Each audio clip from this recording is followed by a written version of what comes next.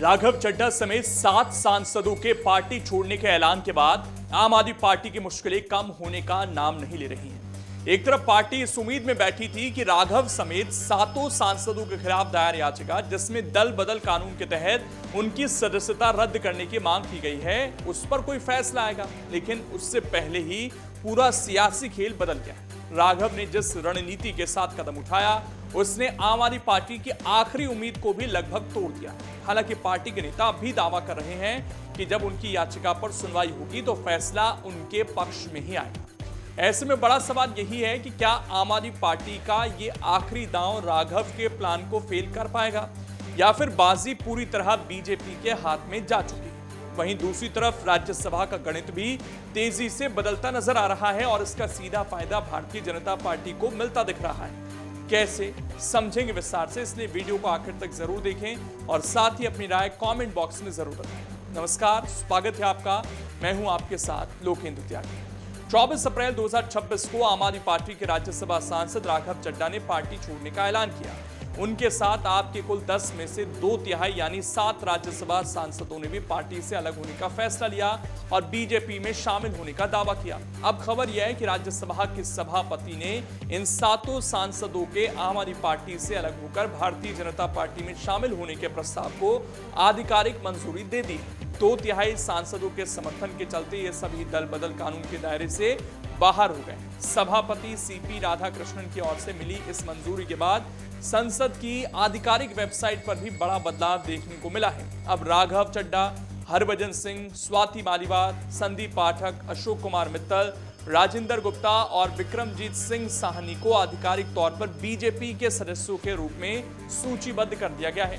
सूत्रों के मुताबिक इन सभी सांसदों ने पिछले शुक्रवार को ही सभापति को पत्र सौंपकर खुद को बीजेपी का हिस्सा मानने का अनुरोध कर दिया था। वहीं इस घटनाक्रम पर आम आदमी पार्टी ने तीखी प्रतिक्रिया दी है। सांसद संजय सिंह ने बताया कि उन्होंने सभापति को पत्र लिखकर संविधान की 10वीं अनुसूची के तहत इन 7 सांसदों की सदस्यता रद्द करने की मांग की है। क्या कुछ उन्होंने कहा है वो आप सुनिए। उनको धमकाओ।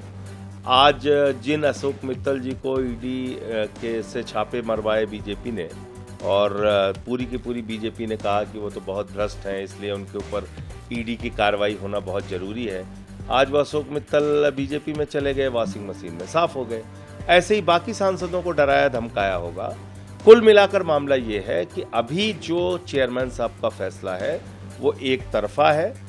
7 सांसदों ने जो विलय का पत्र दिया उसका संज्ञान चेयरमैन साहब ने लिया है, लेकिन जब मेरे पत्र का संज्ञान लेंगे जिसमें मैंने उनको बताया है कि संविधान की 10वीं अनुसूची के मुताबिक इन लोगों की सदस्यता रद्द होनी चाहिए, उस पर सुनवाई शुरू होगी। तो मुझे उम्मीद है कि सभापति महोदय संविधान और लोकतंत्र की रक्षा के लिए अपना फैसला देंगे। जो भी फैसला आएगा तब उसके बाद बात करेंगे। अभी तो हमारे याचिका पर सुनवाई भी नहीं हुई है चेयरमैन साहब की तरफ से।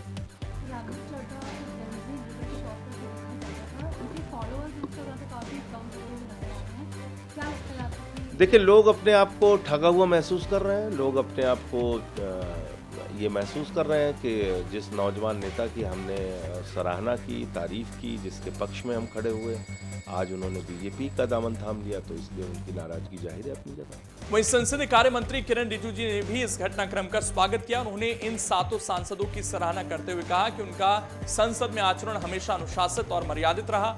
रिजिजू जी ने प्रधानमंत्री नरेंद्र मोदी के नेतृत्व की तारीफ करते हुए कहा कि कदम देश हित में एक सकारात्मक पहल साबित होगा। वहीं अगर अब राज्यसभा के आंकड़ों पर नजर डालें तो बीजेपी की स्थिति और मजबूत होती नजर आ रही है। बीजेपी के पास अब सांसदों की संख्या बढ़कर 113 हो गई है, जबकि आम आदमी पार्टी के पास केवल 3 सांसद ही बचे। पहले जहां बीजेपी 106 के आंकड़े पर थी, अब वो 113 पर पहुंच गई है। इससे साफ है कि आने वाले समय में सरकार को अहम विधेयकों को पास कराने में काफी आसानी होगी। वहीं दूसरी ओर आम आदमी पार्टी के लिए स्थिति किसी बड़े संकट से कम नहीं है। पार्टी को अब न सिर्फ राजनीतिक स्तर पर बल्कि संगठनात्मक रूप से भी गंभीर चुनौतियों का सामना करना पड़ रहा है। अपने ही नेताओं के इस कदम ने पार्टी की रणनीति और नेतृत्व दोनों पर सवाल खड़े कर दिए हैं। अगर आप ये वीडियो YouTube पर देख रहे हैं तो हमारे चैनल को सब्सक्राइब कर बेल आइकन दबाएं और Facebook पर देख रहे हैं तो हमारे पेज को लाइक करें।